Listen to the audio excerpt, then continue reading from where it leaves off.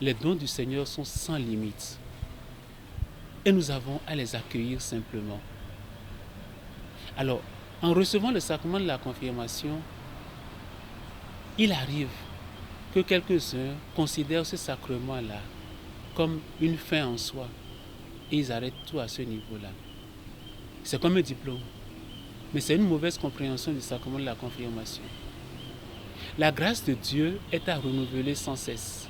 En recevant le sacrement et en le rangeant, en ne s'en servant plus, eh bien, on perd les grâces que Dieu nous donne. Mais comment renouveler ce sacrement-là?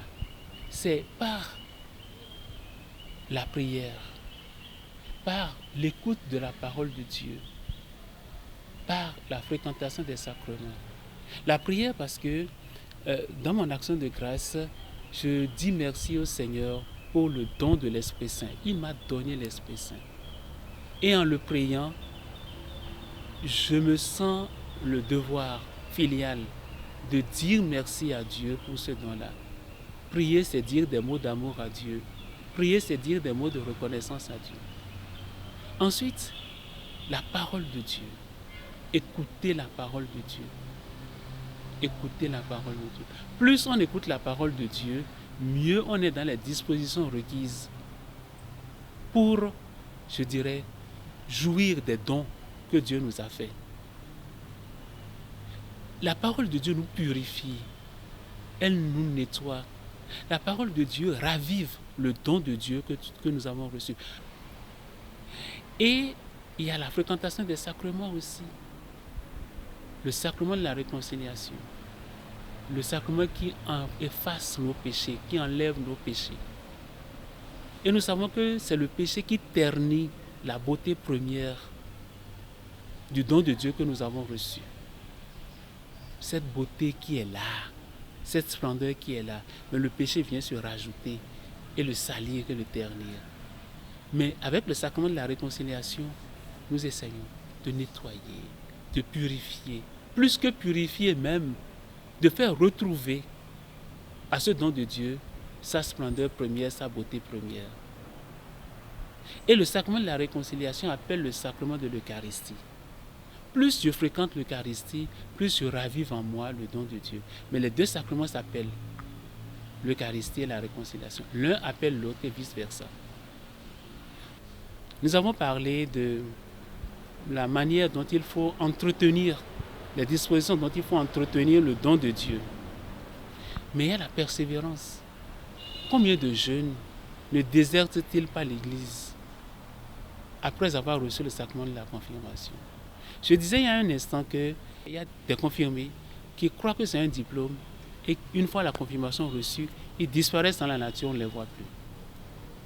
Qu'allons-nous faire pour maintenir les jeunes, pour maintenir les confirmés dans l'Église? Je crois que tout est dans le suivi. Et pour veiller à ce suivi-là, j'ai recommandé vivement et j'ai exigé ensuite que tous les confirmés appartiennent à un mouvement, à une association, à un groupe de prière. Ça, c'est indispensable. Il n'y a pas de confirmation sans appartenance à un groupe, à un mouvement, à une association, à un groupe de prière. Je l'ai répété tous les ans, je le répéterai encore cette année. Donc, avant même la confirmation, dès la deuxième, troisième année, que le chrétien soit déjà dans un mouvement, dans une association, dans un groupe de prière. Au point que quand il a reçu la confirmation, il pourra donc investir ces dons-là dans le mouvement, je dirais dans l'Église, à travers le mouvement auquel il appartient. Et il se sentira toujours lié à une base. Même s'il est confirmé, il saura qu'il appartient à un mouvement et que ce mouvement-là le porte et que lui-même il porte ce mouvement-là. Quand on voit des confirmés devenir lecteurs, quand on voit des confirmés devenir marguilliers, quand on voit des confirmés devenir responsables de mouvements et associations, c'est vraiment beau. C'est parce qu'on les a déjà pris en amont, on les a déjà façonnés en amont. Et là, avec la grâce de l'Esprit Saint reçu à la confirmation, ils deviennent vraiment de vrais témoins. Et c'est beau de voir ces petits enfants-là, confirmés, qui lisent dans nos églises. Et le plus beau, c'est quand ils lisent dans nos langues, en Goum, en Yoruba, dans nos églises. Et ça, c'est vraiment encouragé. Donc, je tiens vraiment à mettre l'accent sur la persévérance.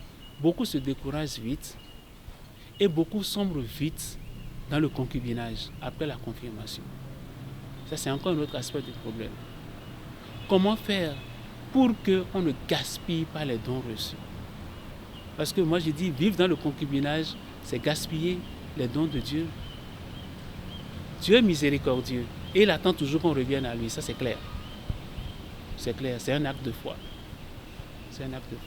Que chacun de nos fils et filles confirmés ait sa place dans l'Église, se sente heureux dans l'Église et soit vraiment actif dans l'Église en participant à la vie de l'Église.